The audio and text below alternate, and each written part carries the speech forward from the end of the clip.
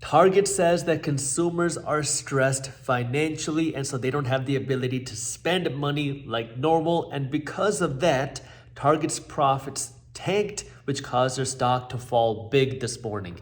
Then, when Target released their report, we also got the retail sales report from October of this year. And what it said is a little bit different from what Target said. The retail sales report said that sales boomed more than expected in October. In October, it was expected that retail sales would rise by 1.2% month over month. They actually rose by 1.3% month over month. Now, while that might seem like good news, that's actually some conflicting news when you think about what does that mean with what the Federal Reserve Bank is going to do, because the Fed does not want to see more growth in sales. They want to reduce demand.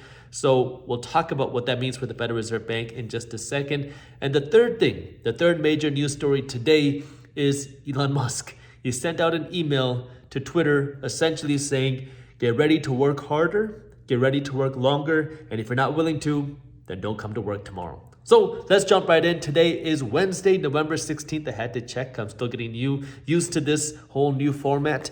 And let's dive right in. So starting with the Target story. Target released their earnings this morning and they missed on revenue, they missed on profit, and they missed pretty big. And what they said was consumers don't have the ability to spend like normal. They're spending more money on essentials, meaning more things like food and water, and they have less money to spend on the other items which are higher margin, the things that bring in bigger profits. This is things like clothing, TVs, all that other stuff, which is bigger profit margin for Target. And this comes at an interesting time because earlier this week, I talked about Walmart. And Walmart is the discount store, and Walmart saw their profits grow.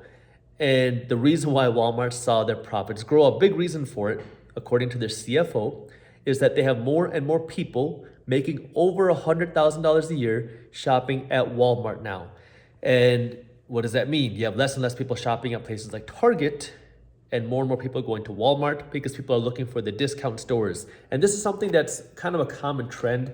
Even when the 2008 recession happened, more and more people shop at discount stores because the economy is slowing, people have less money, and so that's a common trend. And we're seeing that happen now where Walmart is growing because more and more people are shopping there, and stores like Target are starting to struggle because of everything going on. And in addition to all that, Target also said that they have an increase in inventory. They bought a lot of stuff like many retailers did during the pandemic, and now they have a big glut of supply that they need to get rid of, so they might be cutting the prices of some of their products to help get it off of their shelves, and that would also hurt their margins.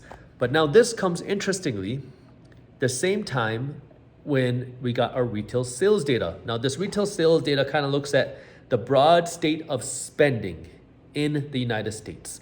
And spending is what fuels the economy. This is the way that our economic system works. Hate it or love it, that is what it is. And so when people spend more money, somebody else makes more money. When you spend more money at Chipotle, Chipotle makes more money. And it said that not only did we meet expectations, but we actually beat expectations slightly, not by a big amount, by 0.1% in October. Now, this shows that the demand for spending is still there, according to the data. But it doesn't really give you the full answer as to whether people actually are buying more stuff or are they just paying more money for the things that they need. Because with the high inflation, people have to pay more money for the stuff that they want because everything is so much more expensive as it is. But this number really just says that people are spending more money. However, this is an indicator that the Federal Reserve Bank looks at when they make their decision on whether or not to raise interest rates. And again, the Federal Reserve Bank is looking at inflation, and they want to cool down demand because that is one of the ways that you can bring inflation down. You raise interest rates, it makes things more expensive, it makes things less affordable, it makes it more difficult to operate businesses, it makes it more difficult to purchase a home. They want to lower the demand, and what they're seeing is that the demand is still there and it's still growing. So this is actually why I was saying it's kind of like a conflicting good or bad news, is because while it's good news, people are spending for the economy, it's bad news in the sense that This is more fuel for the Federal Reserve Bank now to continue to raise interest rates, because raising interest rates then has the other consequences. Raising interest rates means your mortgage is more expensive, your car payment is more expensive, your business debt is more expensive, our national debt is more expensive. So it makes operating more expensive when you use debt, and most of the country uses debt. So kind of got some conflicting information from there. And this brings me to the third point, which is Elon Musk.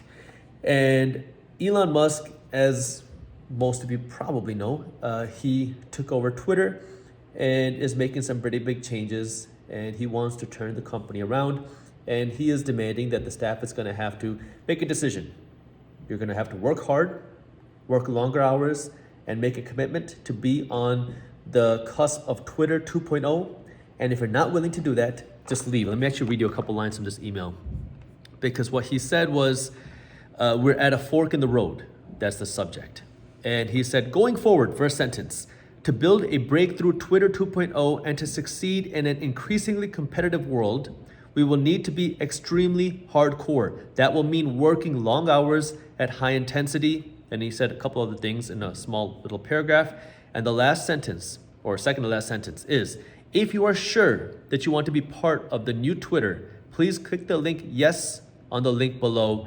If you have not done so, by 5 p.m. tomorrow, that's Thursday, you will receive 3 months severance, aka you will no longer be at the company. So you can see he's making big changes at Twitter, and there's been some companies leaving Twitter. You saw some big luxury brands like Balenciaga leave Twitter because of Elon Musk taking over Twitter and all that. But this is just kind of the changes that are happening. And this is where, if you are an investor, just understanding that, well, ad-supported businesses are going to be struggling for a while because advertising revenue is dropping, and Elon Musk is working to change Twitter completely. So there's something to keep an eye on. This is Wednesday, November 16th. If you haven't joined Market Briefs yet, I'll put that link for you down in the description below. And let me know what you think of these. If there's something that you'd like me to change, add, I'm still trying to figure it out on my end, trying to understand how to present this information in the best way possible. So any feedback that you have would be extremely helpful for me.